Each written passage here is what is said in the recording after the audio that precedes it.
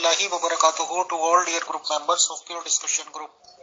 आज हम इस्तकबाल करते हैं प्योर डिस्कशन ग्रुप में अहमदीस मुस्लिम मेंबर मोहतरम ताहिर अमजद साहब का, और आज का मौजूद गुफ्तगू है कि इस्लाम में इख्तलाफात का आगाज कब, क्यों और कैसे हुआ। तो इस रिगार्डिंग जो भी पॉइंट्स प्रोवाइड कराना चाहे मोहतरम ताहिर अमजद साहब तो वेलकम है, और in between we will take pure discussion group management questions. तो वेलकम ताहिर अमजद साहब and all dear group members of pure discussion group. अस्सलाम वालेकुम। वालेकुम अस्सलाम वरहमतुल्लाहि वबरकातुहू। जज़ाकल्लाह अमीर फैसल साहब, आपने मुझे ये मौका दिया है।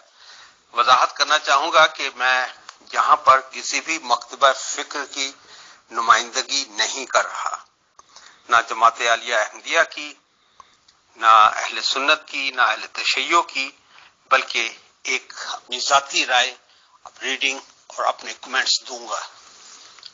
मैं किसी जमात अहमदिया की नुमाइंदगी नहीं कर रहा। जज़ाकल्लाह। अमीर फैसल साहब और दीगर मेंबरान, इस्लाम में इख्तलाफात का आगाज कैसे हुआ, क्यों कर हुआ, कितना हुआ, इसको एक तालिब इल्म की तरह देखना चाहिए और इसी तरह देखने की मैं कोशिश करूंगा। कोई भी नजरिया हो, मजहब हो, सियासी जमात हो, बिजनेस कॉरपोरेशन हो, या कोई सियासी मूवमेंट हो, फिलॉसफी हो,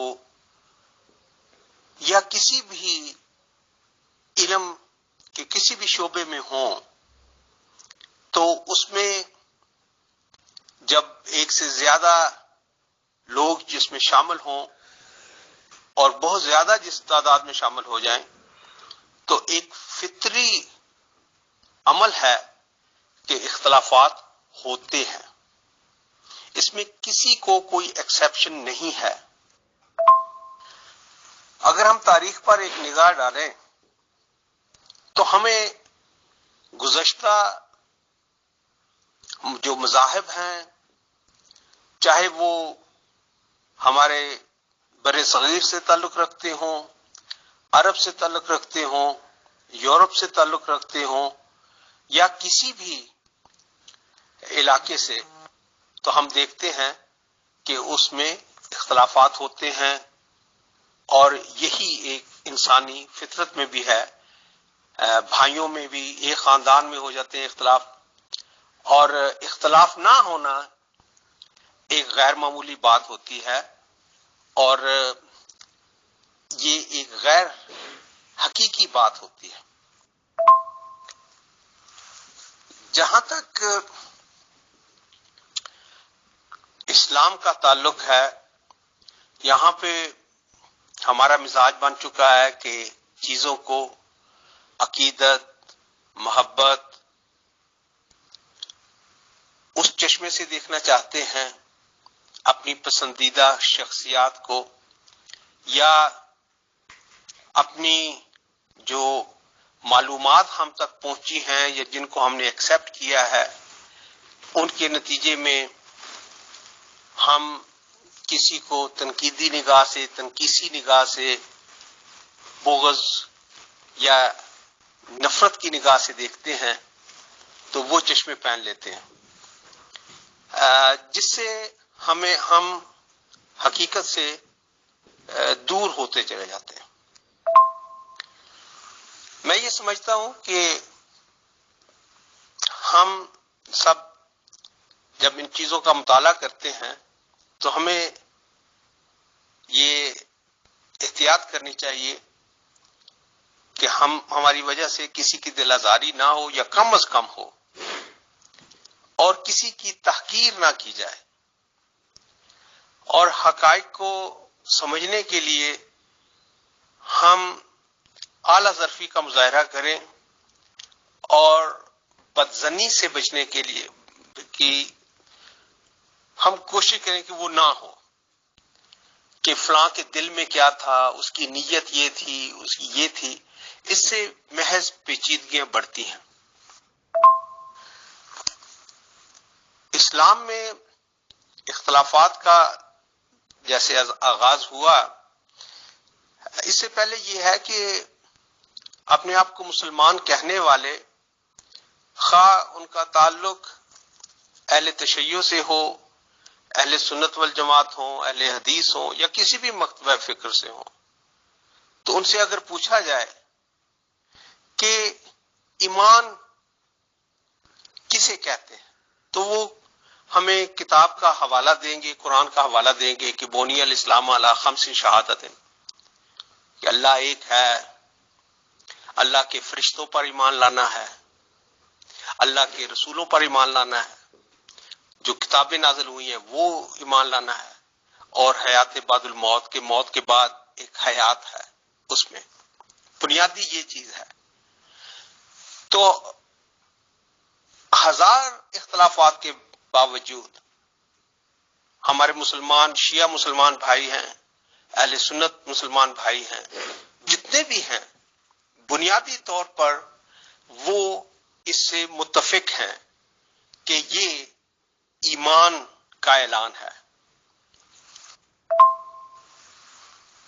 کوئی بھی جب انقلاب آتا ہے اور رسول اکرم صلی اللہ علیہ وآلہ وسلم کی نے ایک بے مثال روحانی انقلاب برپا کیا، ان کے ذریعے اللہ تعالیٰ نے اپنے مشن کو قائم کیا، اور ظاہر ہے جب لیڈر موجود ہوتا ہے تو ان کی شخصیت ایک مرکزی حیثیت رکھتی ہے، اور وہاں پر اختلاف رائے کا اظہار بھی جو ہوتا ہے آپسی، وہ بھی کنٹرول رہتا ہے، اور ایسا ہی ہوا بھی ہے۔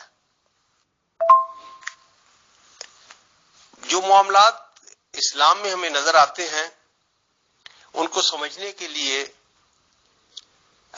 میں یہ سمجھتا ہوں کہ جو وہاں کا معاشرہ تھا، قبائلی معاشرہ، اس کی اپنی جہتیں ہوتی ہیں، اس کے اپنے تعصبات ہوتے ہیں، اور ہیں مختلف خاندانوں کی مختلف معاملات میں ایکسپرٹیز رہی ہیں، کوئی سیاست میں آگے تھا، کوئی تجارت میں آگے تھا، کوئی کسی مشن میں تھا، اور جہاں ہمیں یہ نظر آتا ہے کہ معمولی سے معمولی اختلاف پر بھی جنگ و جدل شروع ہو جاتی تھی، اور وہ لمبا عرصہ چلتی تھی، اور یہ کلچر کا حصہ تھا، یہ نارم تھا وہاں پر۔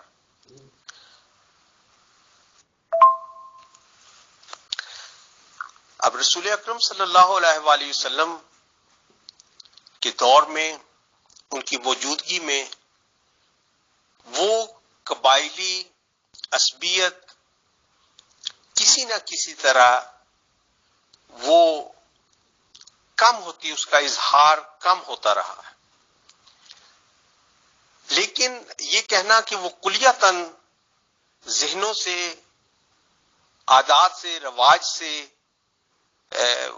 بالکل ختم ہو گئی تھی، یہ میرا خیال ہے کہ یہ خوش عقیدگی کی علامت ہوگا۔ اصل میں اٹس اے پروسیس، اور اس میں کلیتاً ہم یا معاشرہ صاف نہیں ہو سکا۔ میں نے ابراہیم شاہ صاحب کا وہ پروگرام سنا تھا، اس میں انہوں نے ذکر کیا کہ رسول اکرم صلی اللہ علیہ وآلہ وسلم نے غدیر قم پر جو مشہور خطبہ دیا کہ من کنتم مولا ہو فہذا علی مولا، اور اسی کو ہمارے شیعہ برادری ایک ٹرننگ پوائنٹ ایک سمجھتی ہے کہ وہ اعلان خلافت تھا، جانشینی تھی، اور وہ اس کو اس طرح کہتے ہیں کہ بالکل واضح طور پر انڈیکیشن تھی کہ میرے بعد کیا نظام ہوگا. میں نہیں سمجھتا کہ یہ اتنا سادہ سی بات ہے. مسلمانوں میں جو اکثریت تھی وہ امرہم شورا بینہم کا ایک خد و خال رکھتی ہے کہ آپس کے جو معاملات ہیں ان کو باہمی مشورے سے طے کر لو. واضح اکثریت کا یہی موقف تھا. جس طرح انہوں نے بھی ذکر کیا تھا کہ کسی عربی کو عجمی پر، عجمی کو عربی پر فضیلت حاصل، کالے کو گورے پر، گورے کو کالے پر نہیں ہے، بلکہ یہی ہے کہ اِنَّ اَکْرَمَکُمْ عِندَ اللہِ أَتْقَاکُمْ. اس سے ہمیں ایک بریدنگ سپیس ملتی ہے.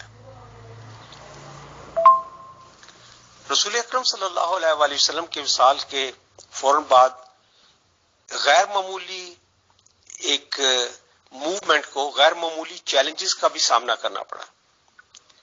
اور وہ جو دبے ہوئے جذبات تھے، جو خاندانی عصبیت تھی یا اور انسپریشن تھی، وہ سامنے آئیں اور فوری طور پر ہمیں بہت بڑے بڑے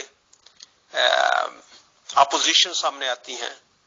جو کل تک صحابہ تھے وہ ہزاروں کا لشکر لے کر مسلمہ کذاب کی صورت میں سامنے آتے ہیں، اور اس میں بھی ہمیں یہ صورت نظر آتی ہے کہ وہ کہتے ہیں کہ یہ جو کچھ بھی ہے اپنے قبیلے سے تعلق ہے. اور یہی جذبہ ہمیں تقریباً ہر جگہ موجود نظر آتا ہے. رسول کریم صلی اللہ علیہ وآلہ وسلم کی وفات کے بعد ظاہر جو ایک خوف کا عالم تھا، رنج کا عالم تھا. ایک غیر معمولی شخصیت، ایک غیر معمولی رہنما جب دنیا میں جاتا ہے تو ایک خلا پیدا ہوتا ہے، اور اس کے لیے آپ جتنا مرضی تیار کر رکھیں لیکن وہ غیر معمولی صورتحال جب سامنے آتی ہے تو اس کا سامنا کرنا پڑتا ہے. میں اہل تشیع سے معذرت کے ساتھ کہ وہ جس طرح بھی کہتے ہیں کہ بعض لوگوں نے رسول اکرم صلی اللہ علیہ وآلہ وسلم کی جسد اطہر کو چھوڑ کر وہ سقیفہ میں چلے گئے، تو اس طرح کا تاثر دیتے ہیں کہ جیسے ان کو ان کی جانے کا دکھ نہیں تھا بلکہ ان کے نزدیک کچھ اور تھے. میں اس سے اتفاق نہیں کرتا. میں یہ سمجھتا ہوں کہ وہاں پر جو صورتحال پیدا ہوئی اس کا جو مظاہرہ اور جو لیڈرشپ کا مظاہرہ شیخین نے کیا وہی درست ہوتا، ورنہ وہاں پر جو ہمیں بعد میں حالات دیکھنے کو ملے ہیں وہ اسی وقت مل جاتے. رسول اکرم صلی اللہ علیہ وسلم کے بعد جو مدینہ میں رہنے والے اوس اور خزرج جو قبائل تھے، ان کے ایک بہت سینئر سردار سعد بن عبادہ رضی اللہ تعالیٰ عنہ کو انہوں نے امیر مقرر کر لیا، خلیفہ چن لیا، نائب مان لیا، حکمران چن لیا اپنی طرف سے. اور یہ معاملہ اس وقت ہوا. اب اس میں بھی بالکل ایک فطری عمل ہے کہ آپ اگر انصار ہیں اور سمجھتے ہیں کہ اس پر آپ کا حق ہے تو آپ اس کا اظہار کرتے ہیں. اب یہ اطلاع جب ملتی ہے ابو بکر صاحب کو اور عمر صاحب کو تو وہ جلدی سے ادھر جاتے ہیں اور ایک لیڈرشپ کا مظاہرہ کرتے ہوئے اس وقت ان کو رسول اکرم صلی اللہ علیہ وآلہ وسلم کی چند احادیث بیان کرتے ہیں، فرمودات بتاتے ہیں، دلائل دیتے ہیں کہ رسول اکرم صلی اللہ علیہ وآلہ وسلم نے کس طرح قریش کو لیڈرشپ کے لیے بہتر جانا، اور اس سے وہ مطمئن ہو جاتے ہیں. 100% مطمئن نہیں ہوتے. حضرت سعد بن عبادہ رضی اللہ تعالیٰ عنہ نے حضرت ابو بکر صدیق رضی اللہ تعالیٰ عنہ کی بیعت نہیں کی، لیکن وہ وہاں سے پھر چلے گئے. بعض لوگ کہتے ہیں شام کی طرف یا کہیں بھی اور چلے گئے. یعنی وہاں سے اختلافات کا ایک سامنے صورتحال نظر آتی ہے. لیکن اس وقت حضرت ابو بکر صدیق رضی اللہ تعالیٰ عنہ کی، حضرت عمر رضی اللہ تعالیٰ عنہ کی سیاسی بصیرت نے اور قائدانہ صلاحیتوں نے اس مشکل صورتحال کو کسی حد تک قابو کیا. اب یہاں پر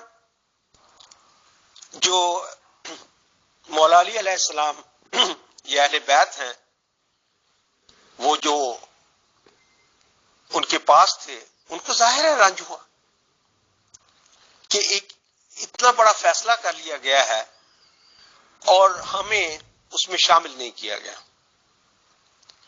یہ ایک فطری رد عمل ہونا چاہیے جو ہوا، اور اس کا اظہار بھی ہوا. اور 6 مہینے تک جب تک، اور اس کے بعد جو دوسرے معاملات ہوئے میں اس کا بھی ہلکا سا ذکر کرنا چاہتا ہوں. فضق کا معاملہ ہوا، اس کا کیونکہ انہوں نے بھی ذکر کیا تھا، میں اس لیے ذکر کرتا ہوں کہ دیکھیں قوموں کی زندگی میں بعض ایسے موڑ آتے ہیں کہ آپ کو سخت فیصلے کرنے پڑتے ہیں. اب یہ کہنا کہ ابو بکر صدیق رضی اللہ تعالیٰ عنہ کے نیت یہ تھی یا بدظنی کرنا، میں نہیں سمجھتا کہ ایسا تھا. میں یہ سمجھتا ہوں کہ وہ رسول اکرم صلی اللہ علیہ وآلہ وسلم اور اسلام کے خادم تھے. انہوں نے جو مناسب سمجھا، جو بہترین سمجھا، آپسی مشورے کے بعد وہ فیصلہ کیا.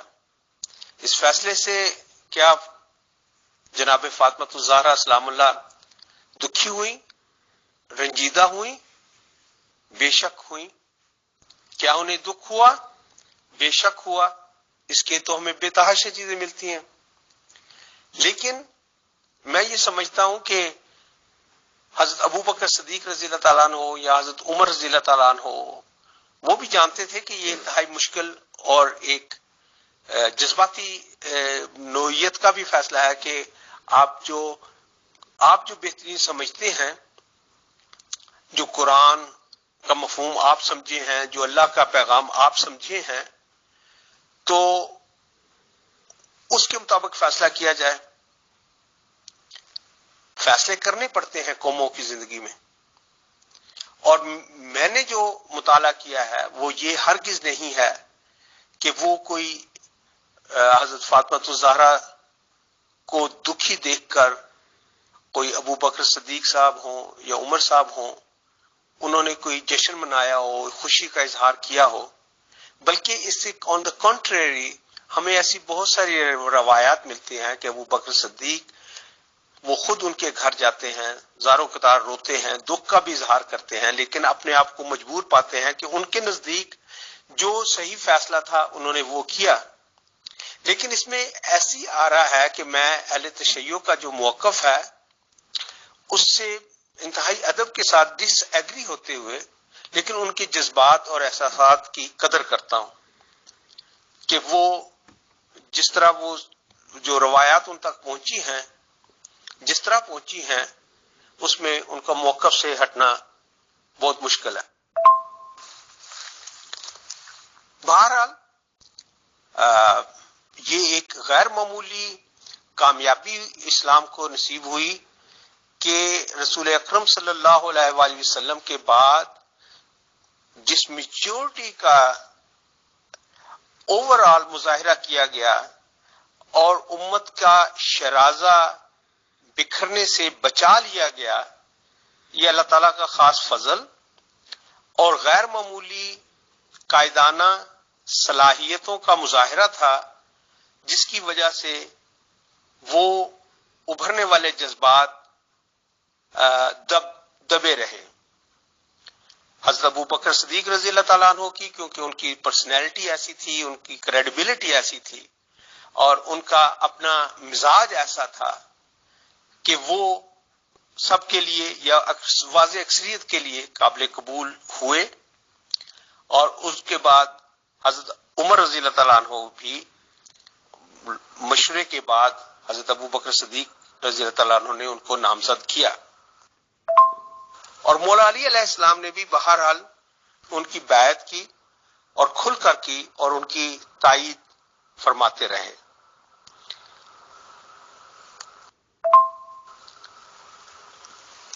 حضرت عمر رضی اللہ تعالیٰ عنہ کے بعد انہوں نے ایک کمیٹی بنائی، خلافت کمیٹی، جس میں حضرت عبد الرحمن بن عوف رضی اللہ تعالیٰ عنہ، حضرت سعد بن وقاص رضی اللہ تعالیٰ عنہ، حضرت طلحہ رضی اللہ تعالیٰ عنہ، حضرت زبیر رضی اللہ تعالیٰ عنہ، حضرت عثمان غنی رضی اللہ تعالیٰ عنہ اور مولا علی علیہ السلام، ان 6 افراد پر مبنی ایک کمیٹی بنائی کہ آپ ان میں سے کسی کو اپنا خلیفہ چن لیں، اور اپنے بیٹے کو حضرت عبداللہ بن عمر رضی اللہ تعالیٰ عنہ کو، جو کہ کافی پاپولر بھی تھے، اس نصیحت کے ساتھ اس کو خلیفہ نہیں بنانا، اور اگر ووٹ 3-3 ہو جائیں تو عبداللہ بن عمر رضی اللہ تعالیٰ عنہ کو ووٹ کا حق دیا۔ تو اس کے بعد جیسے بھی ہوا حضرت عثمان غنی رضی اللہ تعالیٰ عنہ کو خلیفہ منتخب کر لیا گیا، جس کی باقی سب نے بیعت کی۔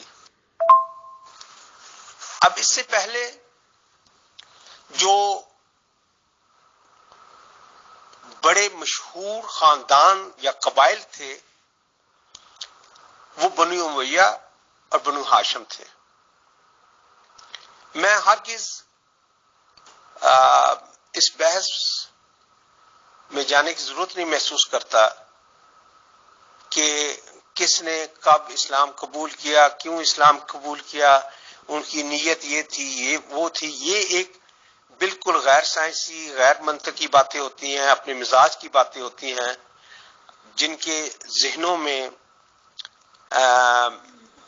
جناب ہندہ رضی اللہ تعالیٰ عنہ یا ابو سفیان رضی اللہ تعالیٰ عنہ یا ان کے خاندان کے بارے میں ایک سخت گیر رویہ ہے، اور ان کی وہ کفر کی حالت میں اسلام دشمنی خواہ وہ ہو، اس کو وہ بھلا نہیں پاتے، کسی بھی وجہ سے ان کے پاس جواز ہوگا، جبکہ رسول اکرم صلی اللہ علیہ وآلہ وسلم نے فتح مکہ کے بعد جو غیر معمولی فیصلہ کیا، واضح طور پر فیصلہ کیا کہ لا تثریب علیکم اليوم، لا تثریب علیکم اليوم، کہ جاؤ آج کے دن تمہیں کوئی پرسش نہیں۔ جب عام معافی کا اعلان کر دیا گیا تو اس کے بعد ہم اس دلدل سے اپنے آپ کو نکال پاتے اور کھلے دل سے ہم انہیں تسلیم کر لیتے، لیکن یہ ہماری خواہشات ہو سکتی ہیں، عملی طور پر ایسا دیکھنے کو نہیں ملتا۔ حضرت عثمان غنی رضی اللہ تعالیٰ عنہ کا تعلق جو کہ بنی امیہ سے تھا، اور وہ عمر رسیدہ بھی تھے، اور اگر آپ شخصیات کا مزاج کو سمجھیں تو ان کے مزاج میں ایک نرمی پائی جاتی تھی، اور خاص طور پر اپنے قبیلے کے لیے۔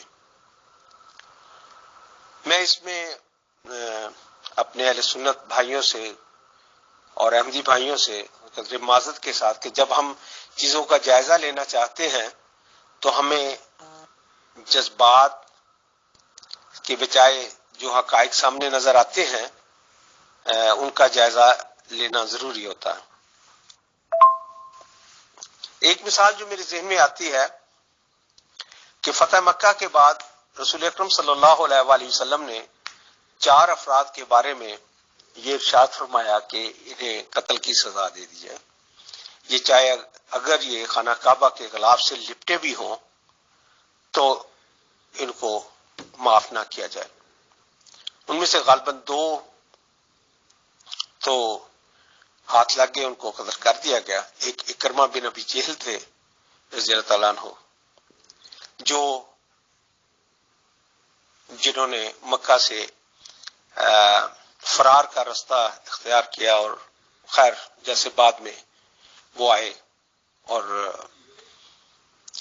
ایک بنو امیہ سے تعلق تھا، میرا نام میرے ذہن سے اس وقت محو ہو گیا۔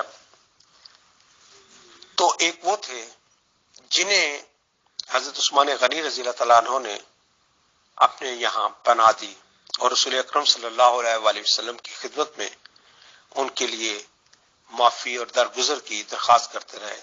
اور ہمیں یہ بھی چیز دیکھنے کو ملتی ہے کہ رسول کریم صلی اللہ علیہ وآلہ وسلم نے ناپسند کیا، اور پھر جب ان کو پیش بھی کیا گیا تو ہمیں ریلیکٹنسی نظر آتی ہے رسول اکرم صلی اللہ علیہ وآلہ وسلم کی طرف سے، لیکن بہرحال وہ رحیم و کریم تھے۔ رسول اکرم صلی اللہ علیہ وآلہ وسلم رحمۃ للعالمین، انہوں نے بہرحال انہیں معاف کیا، ان کا رحمۃ للعالمین تھے۔ لیکن اس سے ہمیں تھوڑا سا یہ سمجھنے میں مدد ملتی ہے کہ حضرت عثمان غنی رضی اللہ تعالیٰ عنہ کا طبعی میلان یا خواہش کیا تھی، اور اس میں بہت سارے حوالوں سے قابل فہم بھی ہے چیز۔ حضرت عثمان غنی رضی اللہ تعالیٰ عنہ کے دور میں ایک جو سورس آف انکم تھی، اگر آپ دیکھیں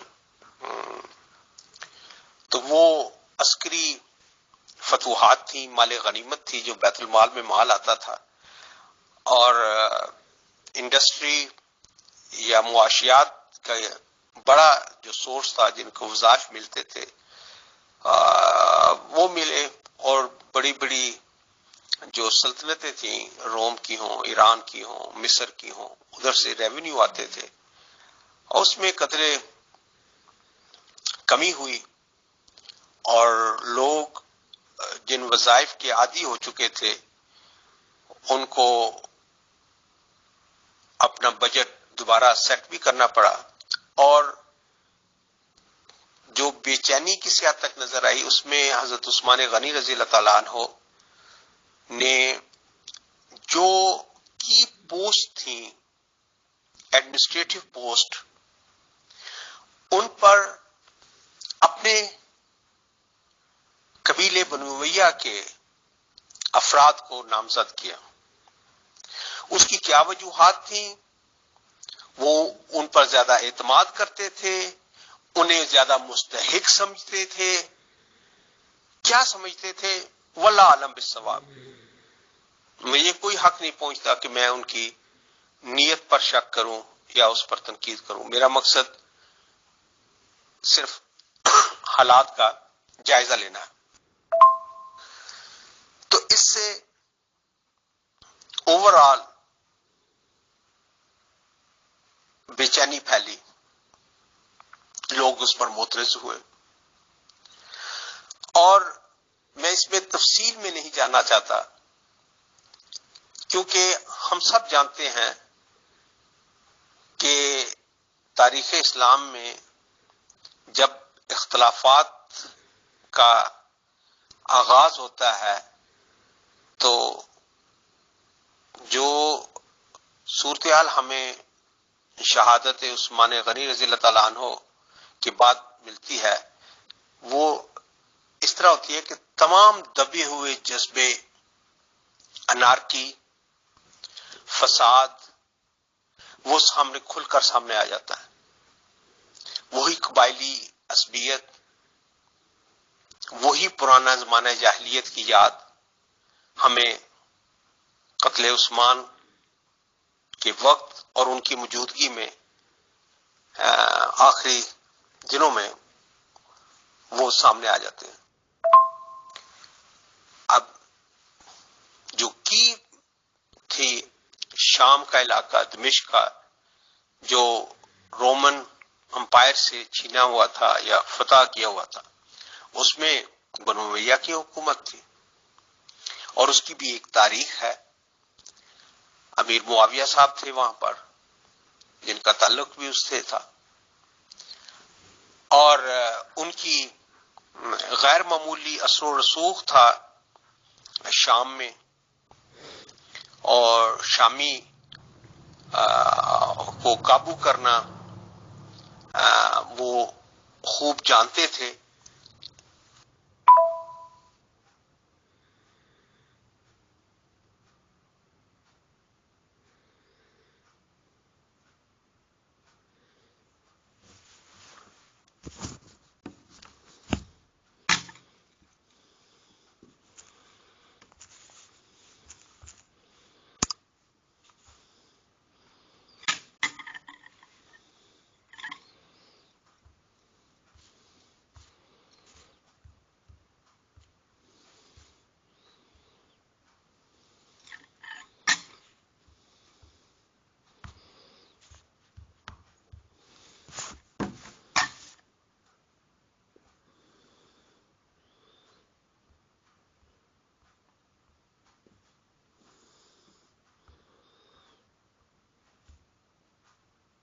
محترم طاہر امجد صاحب and all dear group members of pure discussion group, السلام علیکم.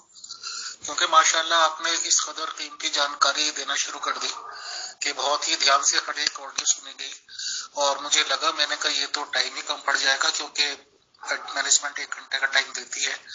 تو بہرحال میں نے صلاح لی اور میں کامیاب ہو گیا مینجمنٹ سے پرمیشن لینے میں کہ طاہر امجد صاحب سے کم اسی ٹاپک پہ ایک اور سیشن لیا جائے گا, کیونکہ ہمارے پاس تو کوشچنس ہی بہت زیادہ ہیں. اور یہ اچھا ہوا کہ آپ نے ابھی اجازت دے دی, اور جتنی بات آپ نے کہی ہے میں وہیں تک کے آپ سے کوشچنس کر لیتا ہوں. Sir thank you. محترم طاہر امجد صاحب, جہاں تک آپ جانتے ہیں میں تو ایک اسٹوڈنٹ کی حیثیت رکھتا ہوں اینڈ نتھنگ ایلس. میری جانکاری اگر غلط نہیں ہے تو ان چاروں بڑے خلفاء کو, جنہیں شاید خلافت راشدہ بھی کہا جاتا ہے, ان لوگوں کے ٹوٹل حکومت سب لوگوں کی ملا کے میں نے سنا ہے 30 سال چلی ہے, یعنی کہ 30 ایئرس. اب اس میں ایک نیوٹرل آدمی کے لیے حیران کن بات یہ بھی ہے کہ فرسٹ خلیفہ صحاب ہی صرف ایسے رہے ہیں جو کہ اپنی موت مرے ہیں, مینس طبعی کیا کہتے ہیں, جن سے کہ مطلب کوئی قتل و غارت گری نہیں ہوئی. ان کے علاوہ تینوں خلیفہ جو ہیں, یعنی کہ عمر صاحب, عثمان صاحب اور علی صاحب, تینوں کے مرڈر ہوئے ہیں, یعنی کہ قتل ہوئے ہیں. اس کی مین وجہ آپ کے نزدیک کیا ہے؟ کیونکہ ہمیں تحقیقات اور اپنے سوالات اس لیے کرنے پڑیں گے کہ ہمیں مذہب اسلام کی تاریخ بھی جانکاری لینی ہے, اور ظاہر سی بات ہے کہ مسلمانوں کے بیچ سے لینی ہے, اور ہم یہ بھی اچھی طرح سے جانتے ہیں کہ کوئی سا بھی فرقہ ہو, ان کو مذہب اسلام کے ساتھ چلو وہ تو ہے, لیکن اپنے اپنے فرقوں کے اپنے اپنے آرگنائزیشنز کے مفاد بھی ہیں, تو ان سب چیزوں سے ہمیں نچوڑ نکالنا ہے. سر تو بتائیں کہ آپ کیا وجہ سمجھتے ہیں کہ ابو بکر صاحب کی اپنی ہی موت ہوئی اور باقی تینوں خلیفاؤں کی قتل ہوئے, اور ایک سوال یہ بھی تھا اگر آپ کی جانکاری میں ہو کہ کتنے کتنے سال ان لوگوں کی حکومت رہی. شکریہ. جی جزاک اللہ. آپ ہم سب طالب علم ہیں اور ہمیں اس کی جستجو جاری رکھنی چاہیے کور تک. آپ چیف ایڈمن ہیں اور آپ معیار طے کریں گے کہ گروپ کا مزاج کیسا ہوگا. جہاں تک اس سوال کا تعلق ہے امیر فیصل صاحب, یہ بڑا سنجیدہ سوال ہے. اس میں ہمیں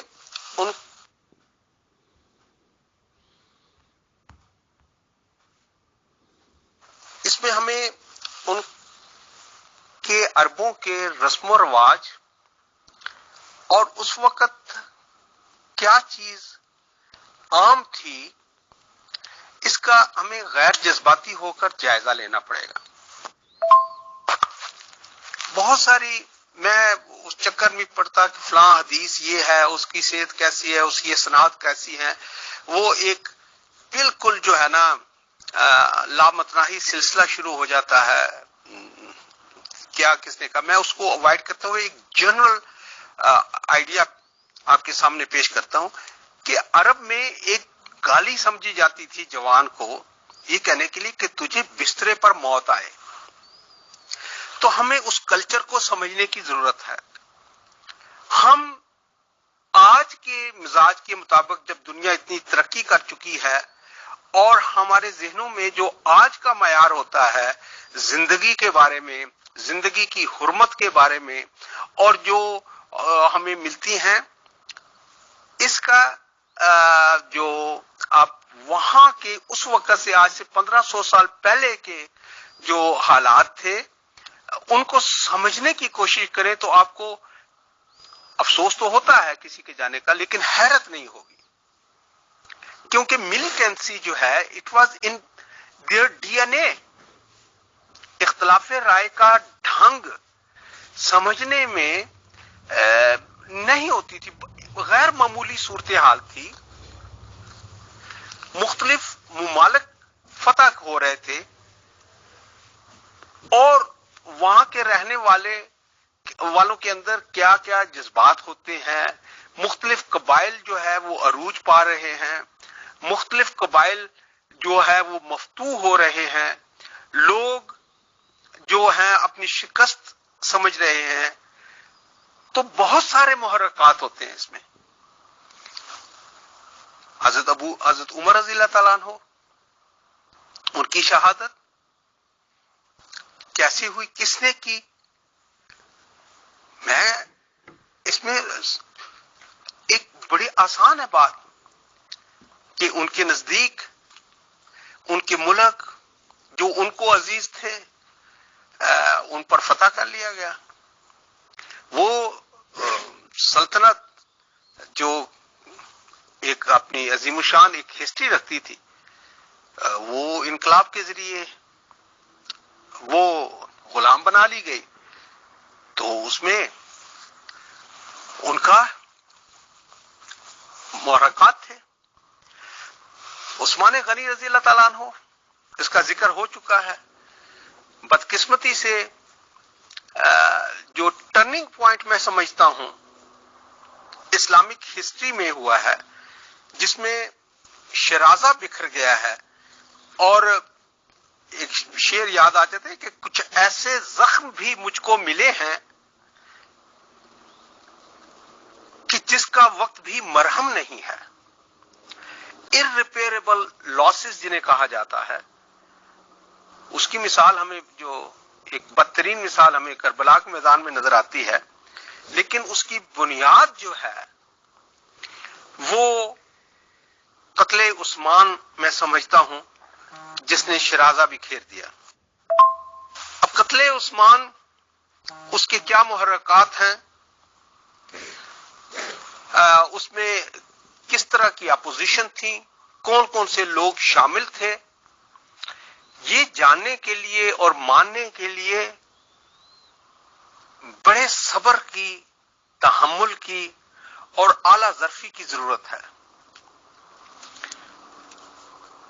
اقربا پروری کا الزام جناب عثمان غنی رضی اللہ تعالیٰ عنہ پر لگایا گیا، اور اس کی بہت ساری وجوہات بھی ایسی ہیں کہ انڈینائبل ہیں. آپ ان کو کوئی اپنی کلام کی یا بیان کی صلاحیتوں سے اسے دور نہیں کر سکتے، وہ تاریخ کا حصہ ہے. اور بدقسمتی سے جو اشخاص، مجھے خاص طور پر میں اگلا میسج کرتا ہوں، مروان بن حکم صاحب کی شخصیت ایسی ہے کہ ان کے والد محترم جو ہیں انہوں نے جو عائشہ صدیقہ رضی اللہ تعالیٰ عنہا اور دوسروں پر الزامات لگائے، اور اس کے بعد رسول اکرم صلی اللہ علیہ وآلہ وسلم کو رنج پہنچایا. اور مجھے کوئی بھی صاحب جو ہیں وہ کریکٹ کر سکتے ہیں کہ خراج از مدینہ کا جن کو سزا ملی وہ تھے. یعنی واضح طور پر ان کی شخصیت سامنے آتی ہے. اور مروان صاحب کی شخصیت انتہائی متنازعہ تھی. اور عثمان غنی رضی اللہ تعالی عنہ کے پرائیویٹ سیکرٹری آپ کہہ لیں یا چیف آف سٹاف کہہ لیں یا ان کے قریب ترین جو میڈیم تھے ان کے اور دوسروں کے درمیان وہ صاحب ہمیں نظر آتے ہیں، مروان بن حکم صاحب.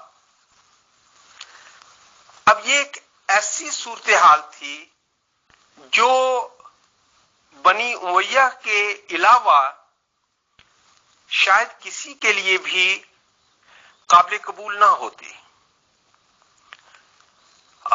کچھ فیصلے ہمارے بزرگ جسے بہتر سمجھتے ہیں کر بیٹھتے ہیں اور اس کا خمیازہ نسلیں، صدیاں اور امت کو بھگتنا پڑتی ہے.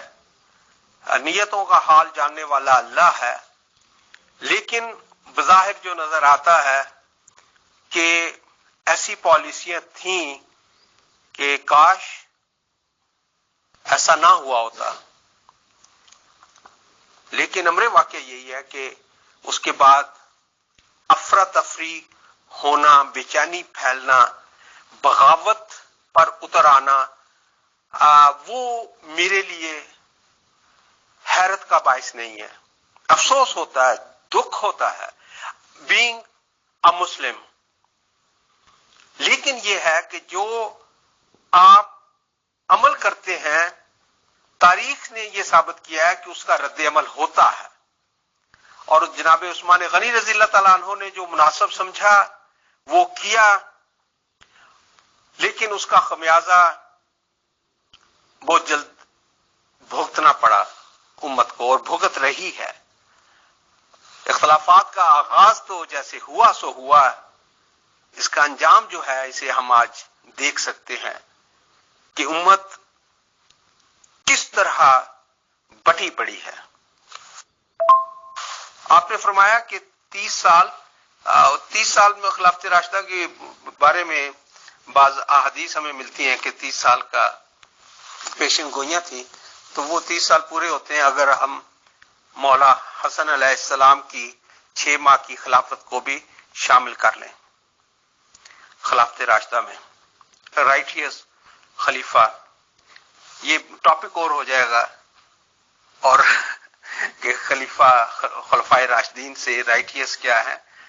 اور امیر فیصل صاحب شاید آپ جانتے ہوں گے یا نہیں کہ ان خلفاء کو بھی امام مہدی کہا گیا ہے.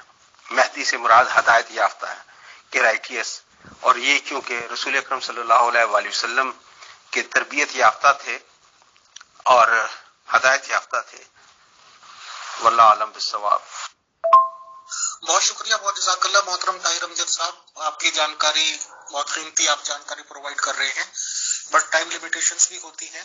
تو آج کا میرا آخری سوال آپ لے لیجیے، اس کے بعد ہم کنکلوڈ کرتے ہیں آپ کی اجازت سے بھی. کہ مروان کا آپ نے نام لیا، میری جانکاری میں یہ بات ہے کہ جو حضرت عثمان صاحب تھے یعنی کہ 3rd خلیفہ، انہوں نے اپنے کسی داماد کو، اب یہ آپ بتائیں کہ وہ مروان ہی تھا یا یہ کہ کوئی اور شخص تھا ان کا داماد، اسے وہ متنازع جاگیر فدق جو کہ حضرت فاطمہ زہرا علیہ السلام کو نہیں دی گئی تھی ان کے مانگنے پر بھی، جیسا کہ ہسٹری آف اسلام سے ہمیں پتہ چلتا ہے، وہ اپنے داماد کو دے دی تھی. تو کیا یہ مروان وہی شخص تھا؟ اور کیا آپ مانتے ہیں کہ عثمان صاحب نے جاگیر فدق اپنے داماد کو دے دیا تھا سر، یا نہیں مانتے؟ And it is the last question of today. شکریہ. جی السلام علیکم. میرے ماننے نہ ماننے، میرے چاہنے نہ چاہنے سے تو کوئی اتنا فرق نہیں پڑتا، نہ پڑنا چاہیے. جو حقائق ہیں وہ خود ہی بولتا ہے، ثبوت ہے. میں اس کو کیسے بالکل ایسا ہی کچھ ایسے فیصلے ہوئے ہیں جو سمجھ سے بالا تر ہیں. کیا وجوہات ہوں گی؟ میں پھر واضح کر دوں کہ میں عثمان غنی رضی اللہ تعالی عنہ کی نیت پر یا یہ کہنے کی جسارت نہیں کروں گا کہ ان کا یہ ارادہ تھا، یہ ارادہ نہیں تھا، یہ محرکات تھے نہیں تھے. یہ میری اوقات سے بہت آگے ہیں اور میں اس کی ضرورت بھی نہیں محسوس کرتا، بلکہ اس کو مضر سمجھتا ہوں کہ میں ایسی رائے بھی دوں. بہرحال جو وقوع پذیر ہوئے ہیں واقعات، ان کو میں اسٹیٹ آف ڈینائل میں نہیں جانا چاہتا.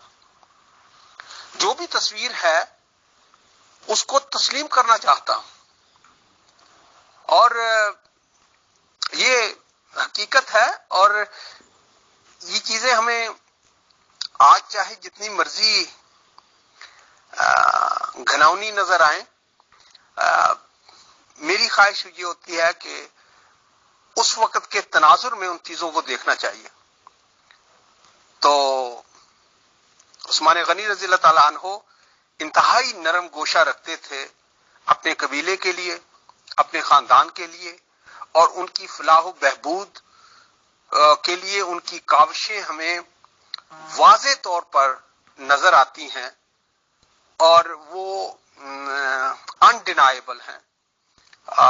میرا نہیں خیال کہ میں نے کسی بھی سنجیدہ شخص کو آج تک اس سے ڈینائی کرتے دیکھا ہے یا سنا ہے. آپ کسی عمل کے رد عمل کے طور پر کچھ کہتے رہیں، لیکن حقیقت کو تسلیم کر لینے میں ہی بہتری ہے. آپ درست کہہ رہے ہیں. بہت بہت شکریہ، بہت جزاک اللہ محترم طاہر امجد صاحب. ہم یہی پہ کنکلوڈ کرتے ہیں. آج کی اس سیشن سے کم 2-3 باتیں تو بہت کلیئر ہوئی کہ پہلے خلیفہ جی کی جو طبیعی موت ہوئی ہے، آپ نے بتایا اس وقت کا کلچر تو ایسا کلچر تھا کہ جو بستر پر لیٹ کر یا بستر پہ نارمل موت مر جائے اس کو عجیب سی نظروں سے دیکھتے تھے یا عجیب تھنکنگ رکھتے تھے، اور شاید جو قتل ہو گئے ان پہ زیادہ کچھ اہمیت دیتے تھے. بہرحال وہ کلچر ان لوگوں کا، ان کو مبارک. آپ نے عثمان صاحب کے ریگارڈنگ یہ بات تسلیم کی کہ انہوں نے اپنے خاندان والوں کو زیادہ ترجیح دی، انہیں امپورٹنٹ عہدے پوسٹ بخشی، اور یہ بھی کنفرم ہوا کہ انہوں نے اپنے داماد کو، جو کہ یہ بتایا گیا تھا فرسٹ خلیفہ جی کی طرف سے کہ یہ قوم کا ہوتا ہے، یہ گورنمنٹ کا ہوتا ہے، یہ وہ ہوتا ہے، یہ وہ ہوتا ہے، اور جو کہ خاتون جنت کہلاتی ہیں مسلمانوں میں، اور ایک طرف خاتون جنت کا درجہ دینا اور ایک طرف انہیں دربار میں بلا کے نہ کر دینا، ان کی بات کو کوئی ترجیح نہ دینا، اور ان کا اسی بات پہ خفا ہو جانا، 6 مہینے تک کلام نہ کرنا، اور اتنا زیادہ صدمہ ہو جانا کہ 6 مہینے کے اندر اندر ان کا انتقال ہو جانا. اور عثمان صاحب نے ایسی قیمتی سرمایہ، قیمتی چیز داماد جی کو ویسی فری میں بخش دی. تو یہ بھی سوالیہ نشان کھڑا کرتا ہے، اور یہ بھی سوالیہ نشان ہے کہ انہوں نے اپنے خاندان کو ہی کیوں پروموٹ کیا. بہرحال طاہر امجد صاحب سے یہ خصوصی درخواست رہے گی کہ وہ تھوڑی تیاری کر کے آئیں کہ ان چاروں کا ٹائم پیریڈ کتنا رہا ہے. عمر صاحب کو کس نے قتل کیا، عثمان صاحب کو کس نے قتل کیا، اور علی صاحب کو کس نے قتل کیا. اور ایک امپورٹنٹ کوشچن میرا یہ بھی رہے گا ان بٹوین کہ یہ جو خالد بن ولید کی شخصیت ہے، ہمارے جو نظریات ہیں وہ ایک الگ بات ہے، ہماری جو تحقیق ہے وہ ایک الگ بات ہے. ان کے ریگارڈنگ پلیز یہ بھی جانکاری دیجیے گا کہ آخر ان کا انتقال خود کا کب ہوا ہے، کیونکہ فرسٹ خلیفہ صاحب کے دوران تو ہوا نہیں، سیکنڈ خلیفہ صاحب نے ان کو معزول کیا تھا، بٹ اس کے بعد ان کی زندگی کب تک رہی ہے، اس ریگارڈنگ آپ معلومات دیں کل کے سیشن میں انشاءاللہ. باقی جو سوالات ہوں گے آپ کی باتوں کے بعد کر لیں گے. آج کے لیے بہت شکریہ، بہت جزاک اللہ. السلام علیکم ورحمۃ اللہ ٹو آل.